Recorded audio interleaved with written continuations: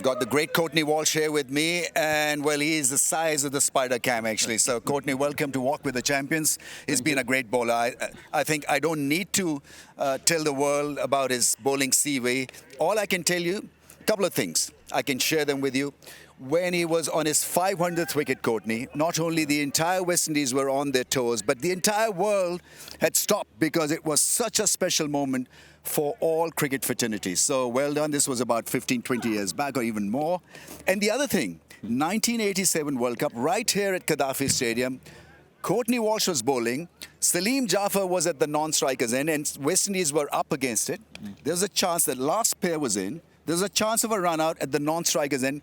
Courtney Walsh aborted the idea, and he became an instant hero for all Pakistanis. So well done on that sportsman spirit as well. I still am everywhere I go, and the Pakistani people see me, they adore it and they appreciate it and they say thank you and good sportsmanship. So I mean, but it's something I couldn't change for the world. So I was happy that I did what I did. Yeah. You're a good man. Okay, right. So now the roles have changed for you, Courtney, from a fearsome fast bowler to a coach, from hogging the limelight to still, contributing meaningfully in the cricket circuit.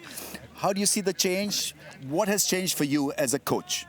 Understanding the players that you're looking after, understanding the rudiments of the game, and just trying to help the youngsters and some of the senior players to sort of be consistent, hone in on their skills, and give them as much confidence as I can to ensure that when they go out, it's really about execution. If you execute well, percentage-wise, you're going to be doing well. So focus a lot on executions. Do you get frustrated if something is not really working well, the execution is a bit off? Not frustrated. I mean, you get disappointed, but you understand what's going on. As someone who used to play the game, you can understand. It's not going to happen every day.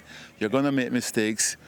You're going to have a good day with the ball still travel. So it's understanding how well you execute and how much you can sort of improve and try to get better game by game. Right. The question that I want to ask is, from coaching perspective, do you have something different as a narrative, as a strategy, bowling first compared to bowling second?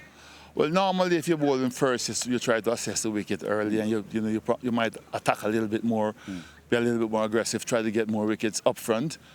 When you bowl second, you know what the wicket is doing, so then you can sort of revamp your plans and go back to what you see is working. So it's all about assessing the wicket. But normally when you bowl first, you want to be aggressive up front. You want to try to get wickets. You want to make inroads into the team batting first, and then try to control and dominate the game. What about the pace? I mean, in T20s particularly, the pacers don't bowl that seriously good pace these days. It's about variations, change of pace, the cutters, the cutter bouncers included in that category. Yeah, and it's something that I think if you have got the pace, you should use it. So at some point in time, I've always told my fast bowlers, don't be afraid of bowling that bouncer. Don't be afraid of being aggressive, control aggression. I think sometimes we do a little bit too much change-ups, and because of that, it's sort of be predictable to the batters, and then the surface might not suit it. It's good to have a change-ups, but it's just knowing when to use it and how well you can execute it. Courtney, how the bowling canvas has changed over the years. When we were playing, your Yorker would seal the deal. Not these days. I mean, these guys come up with some very, very curious, strange shots and angles. Some very, very good shots, as you say. Sometimes the good Yorkers disappear. A good Yorker still works. Yeah. But if you miss it just by a fraction, it could go. So I think sometimes because of that, some of the guys are a little bit apprehensive of bowling that Yorker. A good Yorker is always a good delivery, but some of the shots they play these days, especially from those wide Yorkers, it can travel. Let's say, you worked in pair, and obviously Curtly Ambrose and Courtney Walsh was a formidable bowling pair. How did Curtly Ambrose help you to grow as a bowler, Courtney? I think we complemented each other. We didn't compete and try to compare against each other. We complemented each other. If it was his day, I would sit back and make sure that everything is going well, and vice versa. If it was my day, he would do the same. And I think it's just that natural understanding that we had. We went out and it was the team first. Whatever we can do for the team success, we would try and work on doing that. But just that common understanding that, listen, we are in it together, so let's work together and try to do the best we can for the team. So your role also changed. I remember when I played you, I mean, you weren't the frontline choice. No.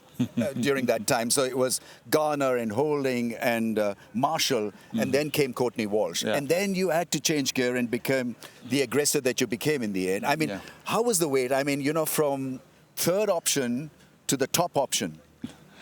It was sort of a massive transaction, so to speak.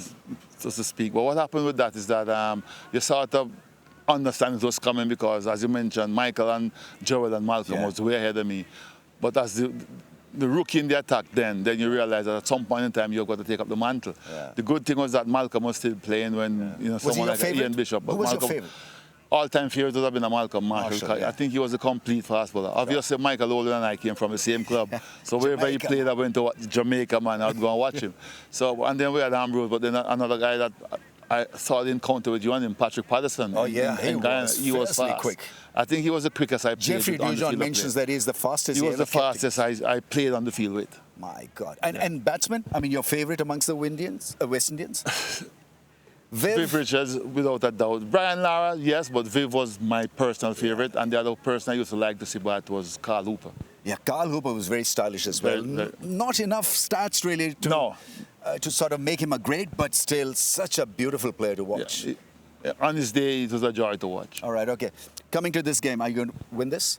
We have to win this. We have lost the first one. I had to predict it, but we're here to give it everything we got to try and win this game. All right, okay. You're enjoying your stay in Lahore? I'm enjoying my stay in Lahore, and I'm enjoying the cricket that's been played, and it's really good to come back to this wonderful stadium again. Right, okay. I like your T-shirt. Very colourful. The Windies colour.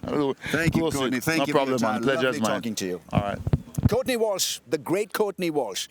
And we'll wait a little bit before we go to the comm box, but talk about the genius. Here's a genius for you. Very tall, very quick, reverse Yorker. He had everything, and now is the coach of the Rawalpindis. Go Pindies, go!